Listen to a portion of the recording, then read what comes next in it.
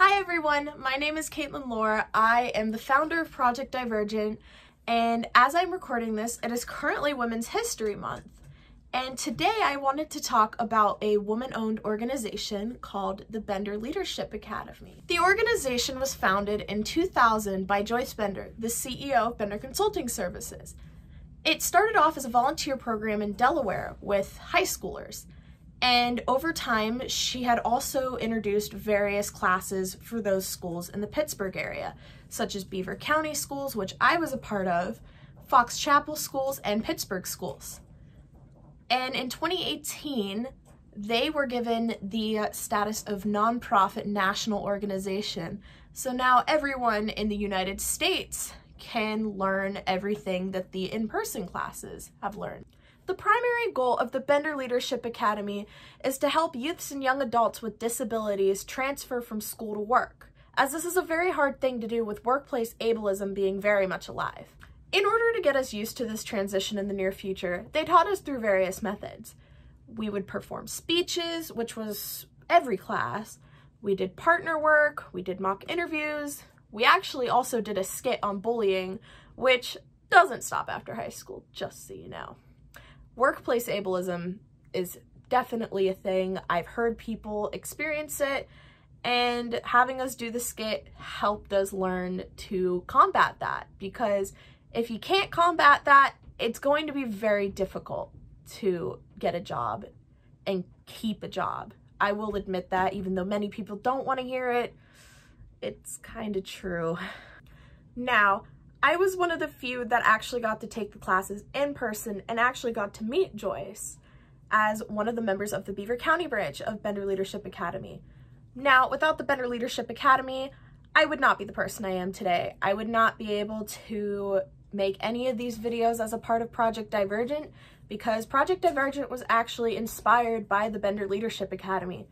Joyce molded me into the person that I am today, and I am very thrilled to share my experience because I know that it has impacted many others as well as myself, and hopefully it will make other people want to check out the organization as well.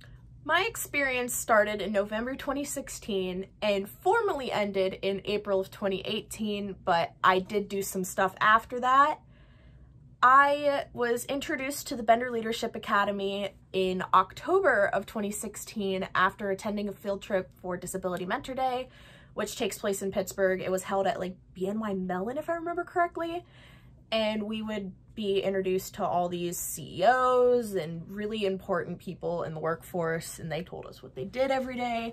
Some people enjoyed it, some people didn't. I really enjoyed it because it gave me a new outlook on what the workforce really is like. And one of the things that we did at the end of the day was we were to summarize our experience, and I was grouped with a couple people from my school. So I was very comfortable with putting things together, and as soon as they told us, oh, hey, would anyone like to present? I was like, me, let me do it. And so they let us speak up, and by us, I mean me. I ended up doing most of the talking. I took center stage. I was thriving. I was in my element. And my advisor, Mrs. Ellen Hill, who retired at the end of that school year, she had told me about the Bender Leadership Academy as she was the sponsor for our branch, not our Beaver branch, but our Freedom branch. And she told me that I would be a very good addition. She thought that Joyce would love me. She was correct, by the way, but I'll get into that. And she wanted me to give it a try. She thought it would be beneficial for me and the others around me. And I was like, you know what? When an opportunity knocks, you open the door. So I decided to try it. The way I looked at it at first is I was very optimistic about it. That didn't really change. I had friends in the program. I was going to meet new friends in this program. I was going to improve on what I had already been pretty good at because I had taken a communications course that was teaching us how to get used to the workforce in a general sense, not so much in a sense catered to those with disabilities. But either way, they taught us how to do basically some of the things that they taught us in Bender Leadership. But one of the cons for me at first, which isn't really a big deal now because I'm a communications major in college, it's my livelihood now. one of the things that we had to do was public speaking. We had to do a speech or a skit or perform something in front of our classmates every class. 4 classes of presenting in front of people you didn't even know. Save the few from your school. But I was so nervous, and what didn't help is my one friend who was a returning leader at the time was like, oh, Joyce doesn't sugarcoat anything. She's so honest, but it's so helpful. And I'm like, that's not helpful. That's so not helpful. I hate speeches. I was so awkward. Every time I opened my mouth, I just, but it actually turned out to be decent, and I'll go into that. When we were getting ready to head out for our first class in November of 2016, I believe, I remember being so nervous because I had written my speech a week prior to the meeting, barely practiced it. So responsible of me, by the way. So great, such a leader. I remember reading it in the van to myself, just kind of skimming through my cards like blah, blah, blah, initiative, blah, blah, blah, great leadership. Thinking, oh my God, I'm going to embarrass myself because I'm going to be winging it in front of this woman that is going to know that I am winging it. So I could have had the world's biggest moron award on my head, perfect little crown, but no, I actually did pretty good. And Joyce told me that I did good and I made a good first impression. And I was like, you didn't? I was winging it? So I was thrown off so hard, but in a good way, I was stoked because I was like, I wrote this speech in a week, barely practiced it, it's good. And that kind of happened with my second speech too, because one of the things is she told us we weren't allowed to read it verbatim off our papers. And I took it as, you're not allowed to have note cards. You have to memorize the entire speech. And I was like, oh great, it gets worse. But that also worked out very well. I practiced that speech really a lot, but at the same time, I could have practiced it more. But I hauled on that speech. I sat there day after day reading that speech. And I still kind of fumbled through most of it because I got nervous. And she actually, I think she gave me a standing ovation and was just like, wow, you remembered that entire speech without note cards? And I was like, yeah, they make us do that in school. I figured that's what you meant. She was like, that's not what I meant, but thank you anyways. And I'm like, yeah! I was thriving.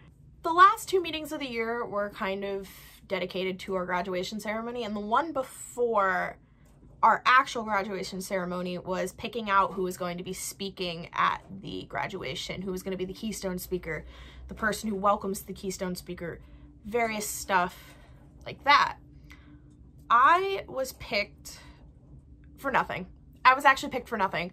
I thought I got picked for something. I got picked for nothing. I didn't get picked for anything special. I think I might have redid one of my speeches or something for one of the earlier weeks.